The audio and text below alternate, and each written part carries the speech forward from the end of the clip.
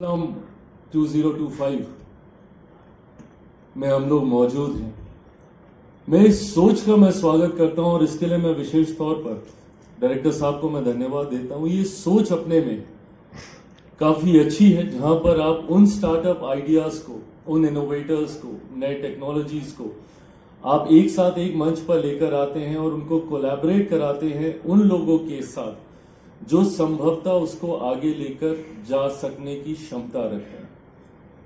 हम लोग भी ये प्रयास हर साल वर्ल्ड फूड इंडिया के माध्यम से हम लोग करते हैं, पर उसमें राइटली सेट कई अलग अलग क्षेत्रों से जुड़े हुए लोग आते हैं, बट यहाँ पे सिर्फ स्टार्टअप स्पेसिफिक यहाँ पे चर्चा होती है। वो लोग जो मेहनत से अपनी बुद्धि लगाकर अपनी सीमित क्षमताओं में रहकर उस सोच को विकसित करने का कार्य करते हैं, जो आने वाले दिनों में खाद्य प्रसंस्करण से जुड़े हुए कई समस्याओं का समाधान करने के लिए संभवतः सक्षम हो सकती है। और उनको कोलैबोरेट कराना उन लोगों के साथ जो उस सोच को, उस टेक्नोलॉजी को, उस विजन को, स्टार्टअप आइडिया को आगे लेकर जा सकते हैं। मैं इस सोच का मैं स्वागत करता हूं। मैं चाहता हूं एक बार जोरदार ताली हम लोग इस कंसेप्ट के लिए हम लोग बजाएं। भारत में बुद्धि की कमी नहीं है।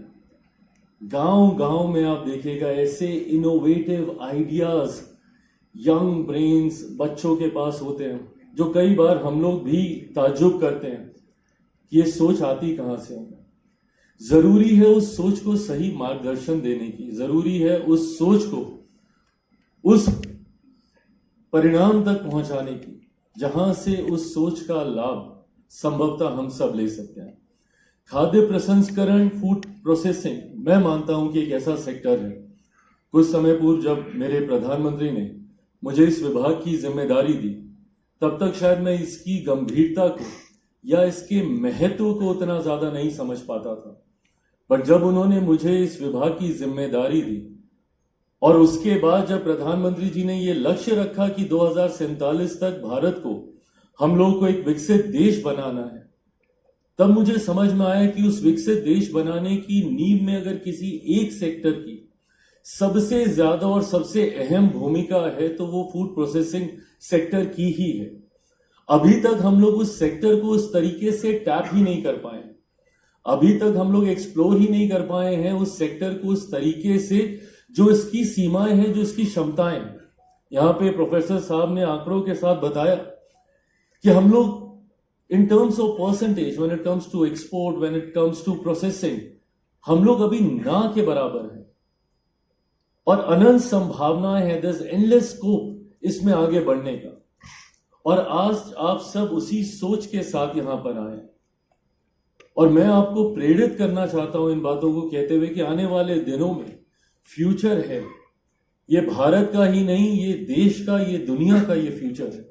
फूड प्रोसेसिंग सेक्टर में इतनी संभावनाएं हैं और इससे जुड़े हुए अलग अलग अलग अलग क्षेत्रों में कैसे हम पेरिशेबल फूड आइटम्स की लॉन्जिविटी को हम लोग बढ़ा सकते हैं, कैसे हम पोस्ट हार्वेस्ट लॉसेस को हम लोग कम कर सकते हैं, कैसे हम इसकी गुणवत्ता को बढ़ा सकते हैं, कैसे हम पैकेजिंग मार्केटिंग को खूबसूरत करके इंटरनेशनल मार्केट में इंडियन पेनिट्रेशन हम लोग कर सकते हैं।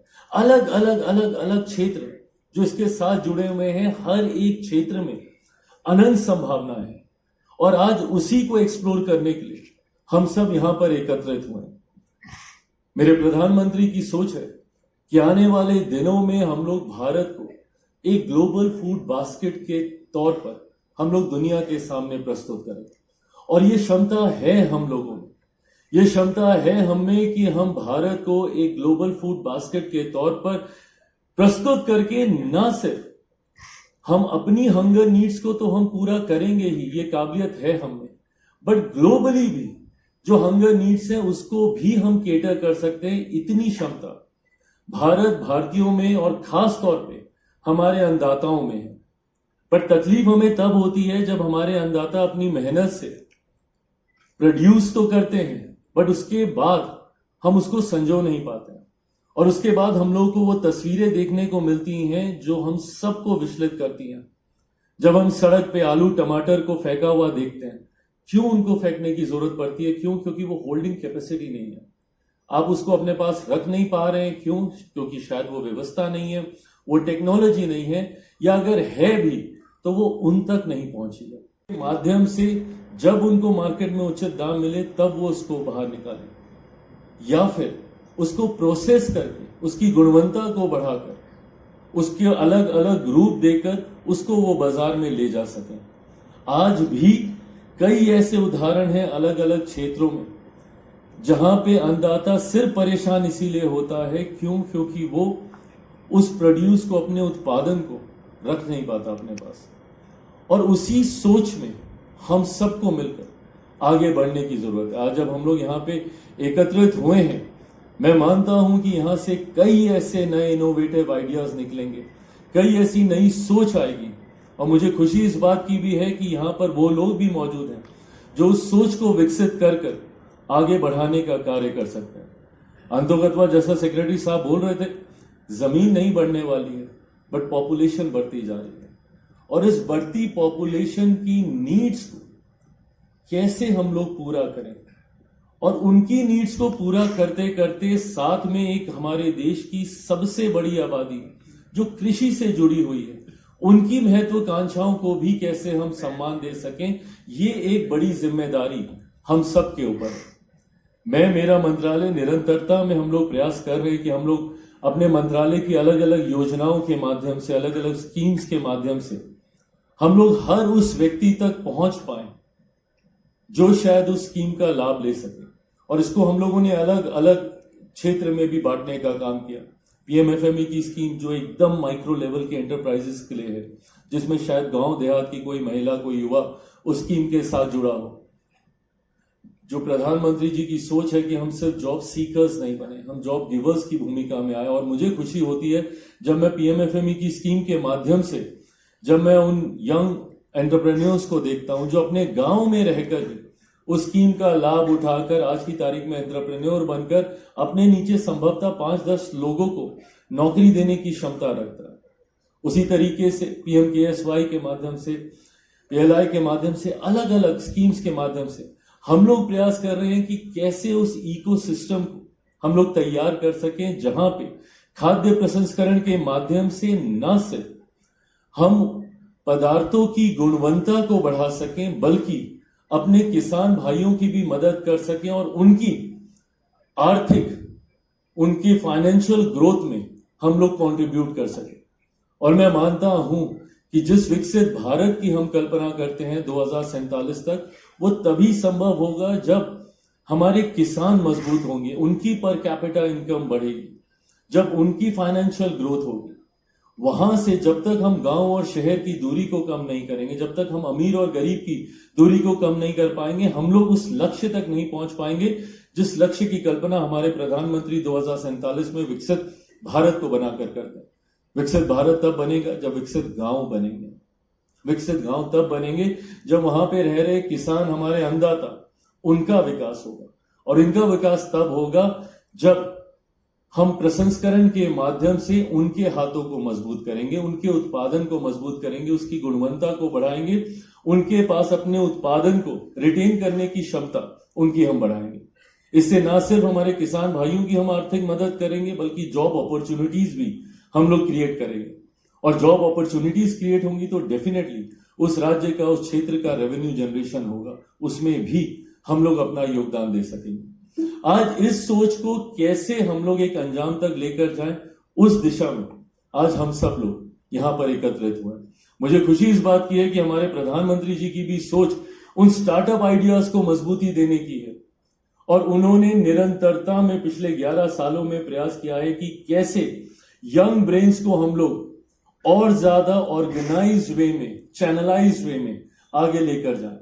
और उन्होंने हर मंच और हर क्षेत्र से जुड़े हुए स्टार्टअप आइडियाज को उन्होंने मजबूती देने का काम किया। हम लोगों ने भी जब जब संभव हुआ अलग अलग प्लेटफॉर्म्स पे अलग अलग स्टार्टअप चैलेंजेस बुला के, उन लोगों को बुला के जिनके पास नए इनोवेशन, नए आइडियाज हों, उनको एक दूसरे के साथ कोलैबोरेट कराने का हम लोगों ने प्रयास किया। पर मैं मानता हूं अभी भी हम जितना करें वो नाकाफी है। संभावनाएं अनंत हैं। डायरेक्टर साहब ने अभी बताया कि इन्होंने सिर्फ इनवाइट किया और उसके बाद इतने स्टार्टअप आइडियाज आने लग गए कि उसके बाद इनको उस पर रोक लगानी पड़ी। आज भी मैं इस कमरे में देख रहा हूं, ये ऑडिटोरियम छोटा पड़ रहा है, बच्चों को नीचे बैठना पड़ रहा है सीढ़ियों पे।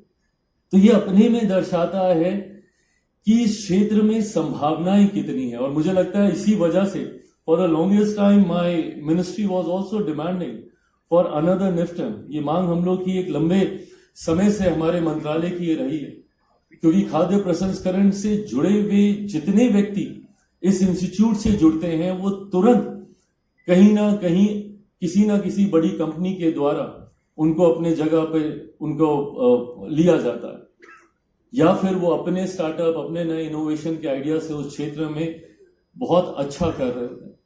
ऐसे में ये मांग हम लोगों की भी लंबे समय से रही थी कि एक और निफ्टम हो। मुझे खुशी है इस बात की, आप सबको संभवतः इसकी जानकारी भी होगी कि हमारी केंद्र सरकार, प्रधानमंत्री जी, वित्त मंत्री जी ने इस बार के बजट में एक और निफ्टम की घोषणा की है, जो मेरे गृह राज्य में बिहार में खुलने जा रहा है। बिहार भी एक कृषि प्रधान प्रदेश है और मैं मानता हूं कि वहां पे निफ्टम का आना एक बहुत बड़ी, मेरे राज्य के लिए भी एक बहुत बड़ी उपलब्धि है, और खास तौर पर उन बच्चों के लिए भी जो इस क्षेत्र के साथ जुड़ना चाहते हैं बट जिनको संभवतः वो स्थान प्राप्त नहीं होता, बिकॉज अभी तक हम लोग के पास सिर्फ मात्र 2 ही निफ्टम थे, एक यहाँ कुंडली वाला, दूसरा तांजावुर तमिलनाडु में। इन 2 के बाद अब एक तीसरा निफ्टम भी आने जा रहा है। ये अपने में ये तमाम चीजें दर्शाती हैं कि इस क्षेत्र में आगे बढ़ने की कितनी संभावनाएं हैं। प्राइम मिनिस्टर्स वर्ड जो उन्होंने स्टार्टअप को लेकर उन्होंने कहा था, the startup has become a social culture and this is so right. आज आप जाएं और आप सुने अलग अलग क्षेत्रों में, आप सोचते हैं, आप सुनते हैं कि भैया मैंने ये स्टार्टअप तैयार किया, मैं इस सोच के साथ आया, और सही में आज की तारीख में ये एक सोशल कल्चर बन गया है। And nobody can stop a social culture. ये सोच जो आपके अंदर है, इसको कोई नहीं रोक सकता। अब इस सोच को चैनलाइज कैसे करें, ये जिम्मेदारी हम सब के ऊपर है, मेरे ऊपर है, निफ्टम के ऊपर है, और इस जिम्मेदारी को पूरी ईमानदारी के साथ हम लोग निभाएंगे। ये वादा आप सबके साथ मैं करके जाता हूं। मैं एक बार फिर से आप सबको ढेर सारी शुभकामनाएं आपके भविष्य के लिए, आपके उज्जवल भविष्य के लिए मैं देता हूं, और ये विश्वास आप हमेशा रखिएगा कि जब भी आपको मेरी जरूरत होगी, I am just a phone call away. Thank you so much for having me here. जय हिंद।